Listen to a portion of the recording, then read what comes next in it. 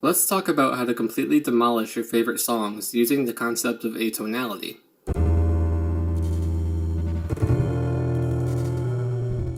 This video is in two halves. If you want to know how everything works, skip to this timestamp. If you want to dive straight into the music, skip to this timestamp. There are also chapters for each song.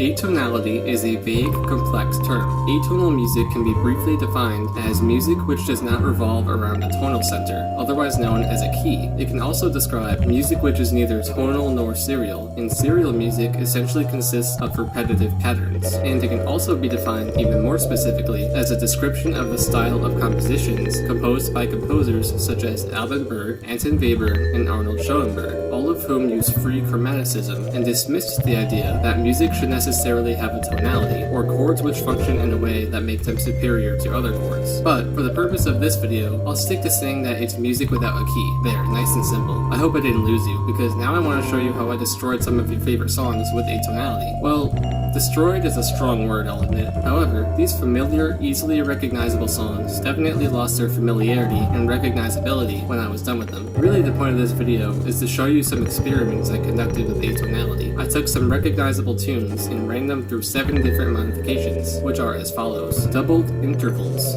I doubled the intervals between the notes. An interval is the distance between two notes. There are 12 intervals in tonal Western music, and each is measured by half steps. A half step just involves moving by one key on the piano keyboard. A half step is also called a semitone. Going from C to C sharp, there is a distance of one key, or one half step, and this interval is called a minor second. Move from C to D, and you go 2 half steps, which is also known as a whole step. This interval is the major second. The second comes from the fact that in any Western heptatonic major scale, that means it has 7 notes in it, the 7 letter names, C, D, E, F, G, A, and B, for C major for example, are called the root, second, third, 4th, 5th, 6th, and 7th, respectively. Intervals can be a bit finicky sometimes, but for the ones I just showed you, they are respectively called major second, major third, perfect 4th, perfect 5th, major 6th, and major 7th.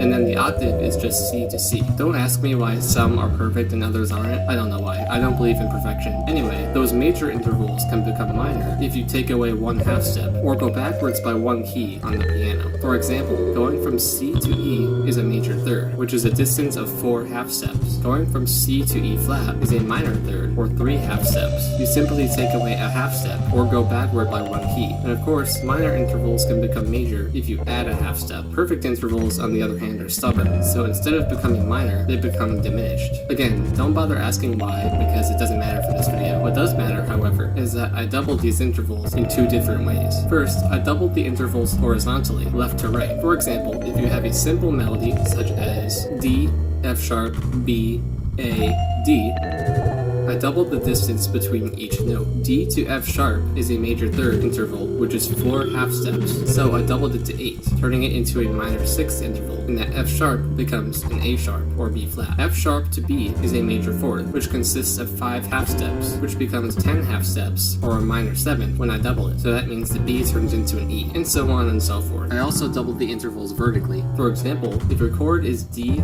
F sharp, A, or otherwise known as D major, the distance between D and F sharp, and then the distance between F sharp and A, both got doubled. Septupled intervals. When I doubled the intervals, I multiplied their distances by 2. I also decided, because I like prime numbers so much, to do the same exact things as before, but rather than multiplying them by 2, I tried multiplying them by 7. Why 7? Because it's an odd prime number which doesn't behave well with your typical 4/4 3-chord pop songs. I created a chart about it because, well, I like creating charts, and it's a good way to visualize everything too. This first chart outlines all 12 of the standard Western intervals on the farthest left column, followed by how many semitones create each interval. Then, it shows how those intervals change when they get multiplied by certain amounts. This chart shows the amount of semitones without considering the octave. This next chart makes it easier to tell how many half steps there really are, because a typical grand piano only has up to 88 keys. Since an octave jumps from C to C, just for example, that's an interval of 12 half steps, or 12 keys, or 12 semitones. When you go from C C to the C sharp, which is just above an octave, you're going 13 semitones up. If you take away the redundant octave, which is 12 keys, you're really just moving up by 1 semitone, or 1 key, at least according to this chart. And that's how it works, for converting all those crazy numbers from that first chart, which are not even physically possible, into friendly intervals. To make this easier to understand, I took the amounts from the previous chart and replaced any number over 11 with however many keys above an octave the interval would be. Since 12 is an octave, it becomes 0, because it's 0 half steps above itself. Let's take 117 semitones, for instance. 117 divided by 12 is 9, with a remainder of 9 keys. So really, all I have to write is 9. 9 semitones is equal to 117 semitones if you omit the 9 octaves, which really just take you back to the beginning over and over again. In short, instead of counting 117 keys to get from C up to A, now you just count 9 keys, since for 9 octaves, you're just cycling back to C again. I hope that makes sense, I really do. I figure that it may be easier to also look at this from the perspective of the interval names. Instead of talking about 9 semitones, all we have to say is a major sixth. Done, super easy. And finally, this fourth and final chart puts things into the perspective of C major. What's a major sixth above C? That would be A. If you're savvy, you may notice that when the intervals are multiplied by 7, you get the circle of fifths. That's another good reason for 7. I would say that's the main reason to sound smart, but really I chose it because it's a prime number. I was debating choosing 5 or 23 or 29 as well. Tonal shifting. These next 3 have nothing to do with intervals, so don't worry. These are simply changes in key. Remember that atonality has no tonal center. C major doesn't exist in an atonal world. It becomes a mass of floating notes, which can go anywhere the composer feels like placing them. Atonality is strung together not by formula, but by taste, by mood. Unless you're a dodecaphonist, like Schoenberg, who devised an exact system called the 12-tone technique, which assured that each note in the chromatic scale is used exactly once. But we don't need to talk about that. Let's define key real quick. It's the sharps or flats you add to the notes in your scale, identified by key signatures as shown here. That's it, just adding sharps and flats. These songs have melodies, the singable part. These melodies are written on staffs, which are divided into measures. At the beginning of each measure, there is a note, typically in the key. For example, we are in the key of F major, which has just B flat for a key signature. Everything else is normal. At the beginning of measure 2, the note is A. I decided to do something fun and devious, which was to take each measure and put it into the key of that first note of each measure. So this measure and this measure alone is now in A major, and so on and so forth. This is what happens when a music theory nerd gets bored. Semitonal shifting. This one is much easier to explain. The first measure ends with F, for example. I decided that after the end of each measure, the next one should start the next semitone up. So if the first measure ends with F, the next measure would start on F sharp, and so on and so forth. Harmonic shifting. And for this one, all I did was take the melody and leave it alone completely, while I took its harmony, i.e. all the notes below the melody, and transposed all of it down by 2 whole steps, which is 4 semitones. Why 4? It's really an arbitrary number, and I thought it would sound interesting. That's why 4. And that's the explanation part of the video. Now let's jump into the music.